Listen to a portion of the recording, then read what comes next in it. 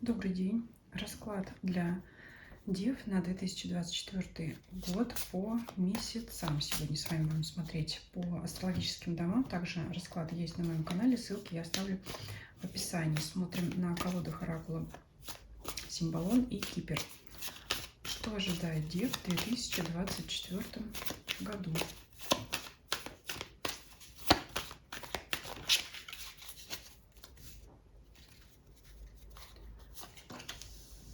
Январь, февраль, март, апрель, май, июнь, июль, август, сентябрь, октябрь, ноябрь и декабрь. Интересный такой расклад. Событий так достаточно много у вас будет интересных происходить. И вот дополнительная карта из колоды Кипер. Мы ее откроем в конце расклада. Итак, давайте смотреть. Сначала в январе прямо камень навалился, да? Либо разгребаем, что с предыдущего года не доделали. Ну, либо это настроение, нежелание ничего делать, все как-то, вот знаете, сложно за что-то новое взяться. Может быть, просто такое настроение. Но я думаю, что оно такое будет у вас краткосрочное, кратковременное такое. Ну, то есть разгребаем старое, да, вот убираем все, расчищаем все пространство, да, для будущего. И в феврале вот здесь мы идем к новым берегам. Вот как раз начинаем что-то новое, активно, с хорошим настроением, да, ничего не боимся, идем вперед, да, можем даже вперед не глядеть, мы и так знаем, что у нас все получится. Вот здесь по этой карте, по изображению, да, очень похожая на карту шута из колоды Таро. И вот здесь вот я могу так сказать, если накопили какие-то ресурсы, пришло время их потратить, да, пришло время открыть свои толстые кошельки и потратить то, что накопили, потому что, конечно, чтобы что-то начинать, да, нужно вкладывать. Вот по данной карте я вижу, вам есть что вкладывать, да, не сидеть в рваных вот здесь обшарпанных обоях, да, что-то нужно, то, что можно подремонтировать, то, что нужно выкинуть и купить новое, да, но здесь вот карта советует как раз не жадничать, раскошелиться, да, вот здесь вот, потому что вот эти вот самые новые начинания говорят о том, что надо вкладывать в новое. Возможно, будут у вас здесь весной, вот здесь, да, апрель, две идеи. Я так в общем смотрю, потому что, смотря для кого какая сфера жизни важна, но пока вот здесь больше сфера, может быть, работы, карьеры, личных каких-то бытовых дел, да, пока я здесь вот романтики в первой половине года не наблюдаю. То есть девы здесь занимаются либо домом, своим имуществом, либо, значит, это все, что касается работы, карьеры. Вот здесь в апреле появляется у вас либо две идеи, либо желание, значит, найти партнера нового, активное желание, скажем так, да, либо уже, может быть, кого-то вы встретили, кто-то вам понравился, либо это желание союз свой развивать. Но это вот пока такие мысли. Больше похоже на какое-то вдохновение, знаете, вот такое, которое вас посетит. Вот оно посетило вас, и в мае вы начали активные действия. Вот здесь маг, который ведет активную работу, занимается своим делом, волшебничает, если можно так сказать, да, магичит, чтобы создать, чтобы заполучить то, что он хочет. Активная работа, да, это активная работа. Причем, ну, скорее на себя. Даже если вы работаете в коллективе, это вкладываться, может быть, работать сверхурочно, но, конечно, не за бесплатно. Это, значит, все действия направлены на получение своей цели, да, вот, то есть если есть коллектив, если вы прикладываете много усилий, то есть это не для того, чтобы общее дело процветало, это для того, чтобы вам заработать премию, чтобы вам повысили зарплату, чтобы вас продвинули по карьерной лестнице. То есть в любом случае это работать на себя, на свои интересы. Далее здесь в июне выпадает. Я думаю, что это продолжение предыдущей карты. Здесь вот смотрите так, это здесь карта игроков, может быть карта обмана. Здесь может быть такое двоякое предупреждение. С одной стороны, предупреждение вам не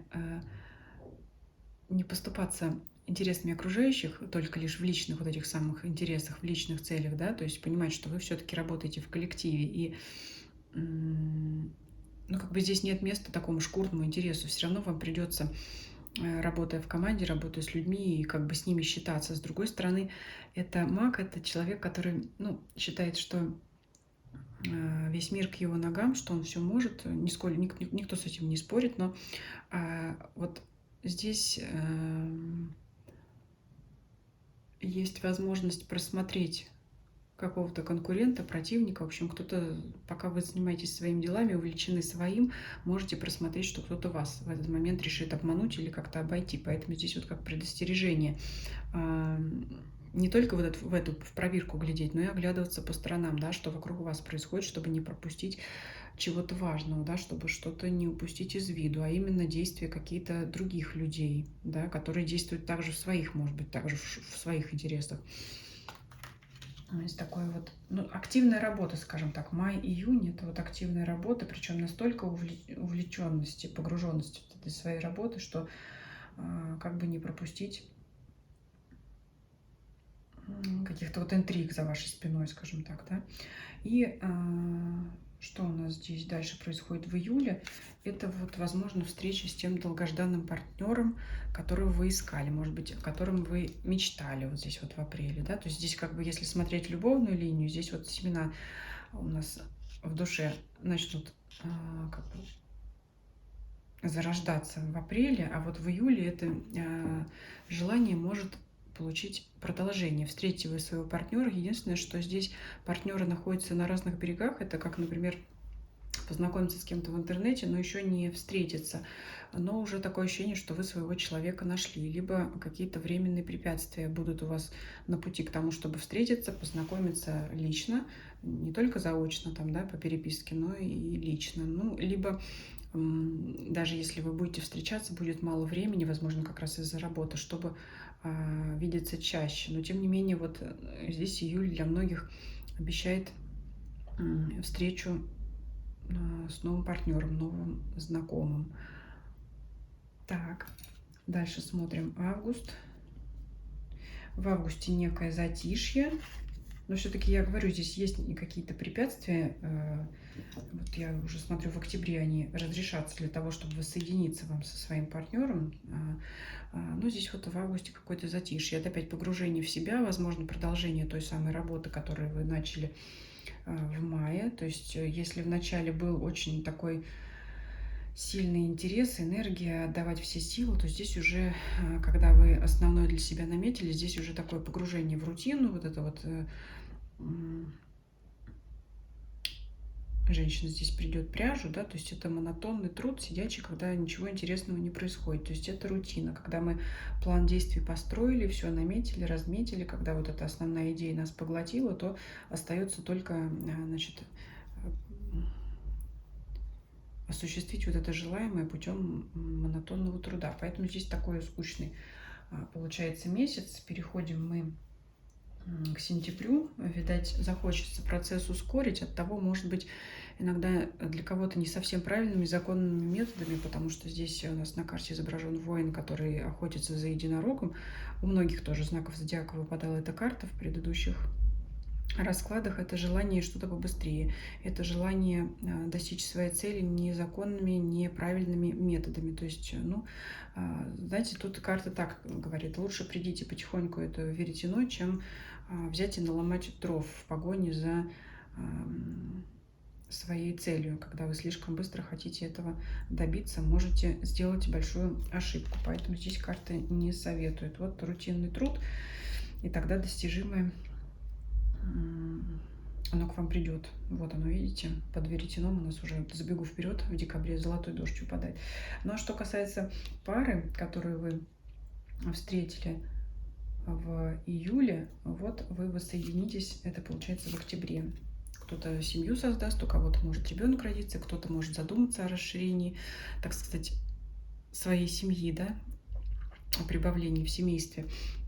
Ну, если любовная тематика вас не интересует, то это также найти какие-то новые идеи, найти новых партнеров по бизнесу, найти новую работу, да, а, и достичь желаемого уже получается к ноябрю. Да, может быть, пройдя какие-то проверки, какие-то выждать время, что-то такое. То есть вот я так вижу, знаете, как вот она линия у нас идет даже по диагонали. С апреля это какие-то вот такие зачатки.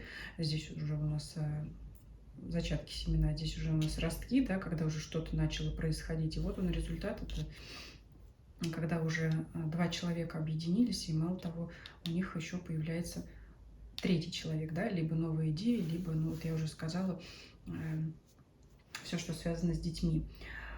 Далее мы смотрим ноябрь, это карта даров, я так понимаю, пока вы ткали это свое веретено, а не гнались за единорогом, все-таки вы достигли своего, и вот они вам дары. Это заслуженное признание, награда, премия, почет и уважение, да, что называется. Наверное, не буду на этом долго останавливаться, поэтому вот такая идея у вас такая глобальная, она и вам принесет плоды, может быть, даже какую-то статусность, известность, потому что многие люди к вам идут, принося дары, может быть, желая получить ваш совет, может быть, кто-то там подсказку, благословение, я не знаю, смотря чего касается, это ваша сфера деятельности. Тут много вот завистников у вас будет, конкурентов, вот тут вот, да, вот, как я уже сказала, вот эти вот карты, наперсточники, да, кто-то вот будет вам там, может быть, какие-то непрошенные советы давать, что-то вас с толку сбивать. Вот, знаете, именно идет вот с толку сбивать, да, но вы не ведитесь на их уловки, продолжайте делать вот это свое дело. Поэтому, что я здесь вижу? То, что активно начато в мае, активно продолжается у нас в августе, активно, но скучно, и получает свои результаты в ноябре. И вот он, золотой дождь у вас в декабре, но это касается всех сфер жизни, и рабочей, работы, карьеры, деловых сфер, деньги, конечно же, то же самое, потому что здесь у нас изображены колосья пшеницы, виноград – это известные символы достатка. Ну и то же самое в любви, то есть полная гармония с окружающим миром и с самим собой. Чего еще можно пожелать? Мне кажется, если не самая лучшая карта в колоде, то одна из самых лучших, может быть и самая все-таки лучшая. Давайте посмотрим, что нам Кипр приготовил. Путешествие. Ну вот оно, путешествие, да, как напрямую путешествие, отправление в дорогу, может быть какой-то отпуск, посещение новых мест, так и в иносказательном смысле это отправление в дорогу, в это странствие в плане нового дела, да, вот я здесь вижу и новые отношения, можно как назвать новым путешествием, да, для души. Также и новая работа. Это тоже как новое путешествие. Это войти во что-то новое, да? Узнавать что-то новое в процессе работы. Поэтому здесь, собственно говоря, как буквально можно трактовать, так и иносказательно. Вот так вот. Поэтому путешествие – это всегда что-то новое. Конечно, это может быть и отправление в те места, где ты уже был, но, скорее всего, все равно в старом месте вы для себя найдете что-то новое. Для многих знаков зодиака также были актуальны новые начинания. Ну, куда же без них? Вот, я думаю, на этом расклад завершим. Спасибо за просмотр. Всем до свидания.